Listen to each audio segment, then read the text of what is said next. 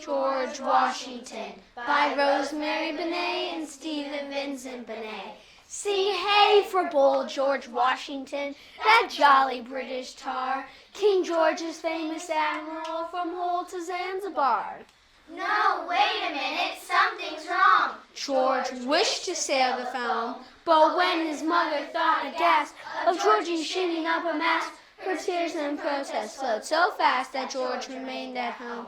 Sing ho for grave Washington, who saved Virginia's squire, who farms his fields and hunts his hounds and aims at nothing higher. Stop, it's going wrong again. George liked to live on farms, but when the colonies agreed they could and should and would be free, they called on George to do the deed, and George cried, shoulder arms!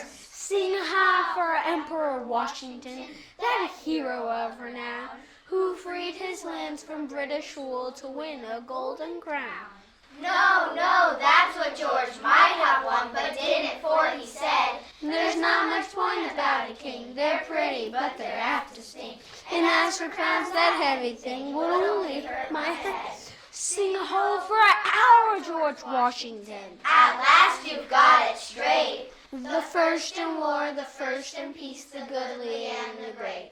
But when you think about him now from here to Valley Forge, remember this, he might have been a highly different specimen. And where on earth would we be then? I'm glad that George was George.